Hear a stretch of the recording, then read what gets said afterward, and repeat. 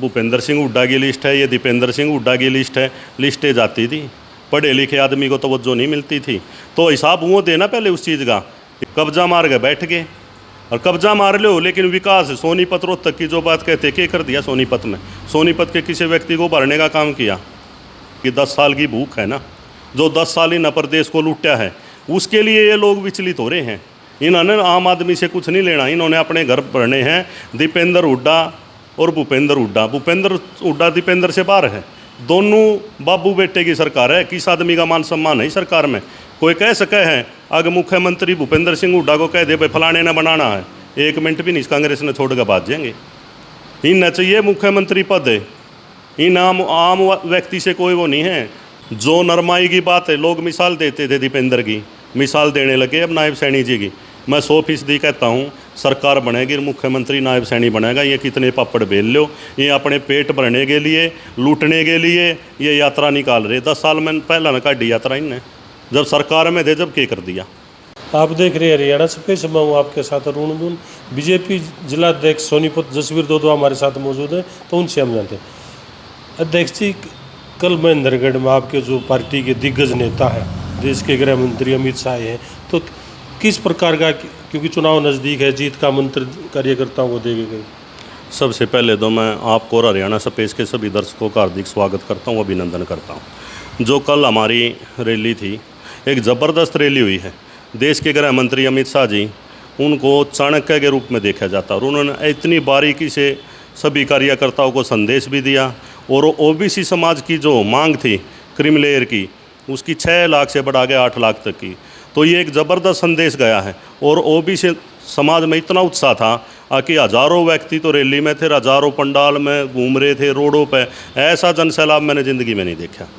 जिस तरह अमित शाह लगातार कार्यकर्ताओं की नब्ज टोलन में लाग रहे हैं, जनसंपर्क साधन में लाग रहे हैं हरियाणा में, तो किस प्रकार का फिर उसका असर हरियाणा में देखने को मिल रहा है?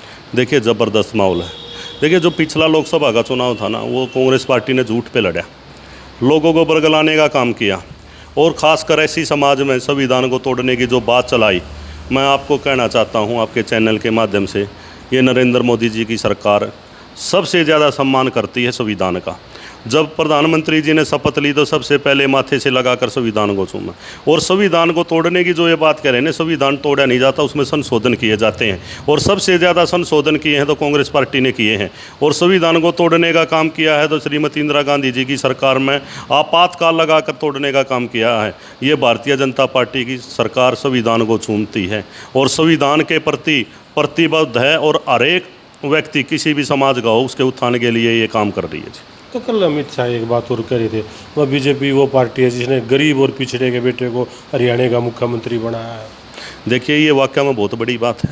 देखिए, नायब सैनी जी एक धरातल से उठा हुआ तक गरीब किसान का बेटा कभी सपने में नहीं सोचा तो मुख्यमंत्री के पद पर जाएगा।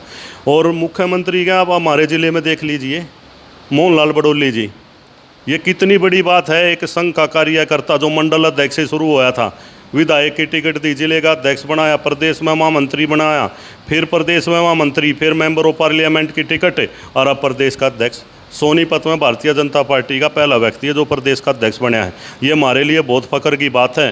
जो अमित शाह जी कह रहे हैं ना, ये पार्टी बीसी समाज का, ये सर्व समाज की पार्टी है, सबको साथ में लेकर चलती है और एक संदेश देने का काम किया है। ये जात पात नहीं देखती, ये देखती है कौन व्यक्ति काबिल है और कौन सबको साथ में लेकर चलेगा। उस व्यक्ति के लिए पार्टी 24 घंटे तैयार रहती है और उसी को जिम्मेवारी मिलती है। तो जो बीजेपी एकदम चौंकाने वाले फैसले करे, नायब सैनी को सीएम बना दिया, मोहनलाल बड़ौली को प्रदेश अध्यक्ष बना दिया, तो सोनीपत में भी तो ये चौंकाने वाला फैसला कराया था। जसवीर दोदवा एक गरीब परिवार से संबंध रखा है, आम परिवार से संबंध रखा है, उसको भी जिला अध्यक्ष जैसी में बहुत बड़ी जिम्मेवारी सौंप दी थी। मैं देखो आपके चैनल के माध्यम से ना, भारतीय जनता पार्टी हाईकमान का, पूर्व मुख्यमंत्री मनोहर लाल जी का और नायब सैनी जी का विशेष धन्यवाद कर रहा हूँ। मैंने कभी सपने में नहीं सोचा था। मेरा छोटा गांव है दोदुआ, बिल्कुल बैकवर्ड गांव है।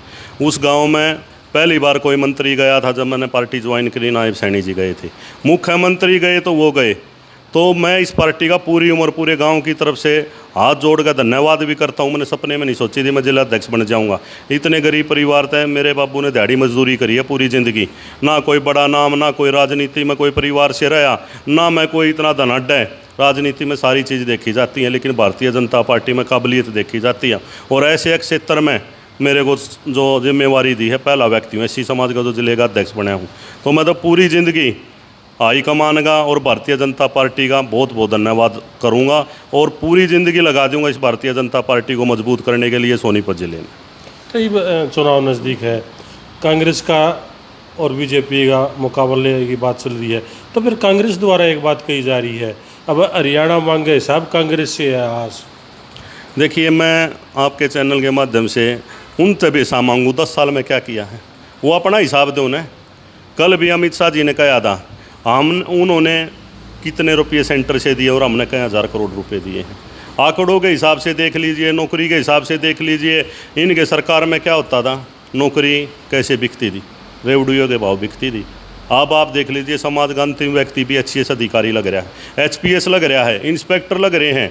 ये उस राज्य में नहीं था, वहाँ तो पहले ये हो जाता था ये इस मिनिस्टर का बेटा है, ये इस अधिकारी का बेटा है, ये भूपेंद्र सिंह हुड्डा की लिस्ट है, ये दीपेंद्र सिंह हुड्डा की लिस्ट है। लिस्टें जाती थी, पढ़े लिखे आदमी को तवज्जो नहीं मिलती थी।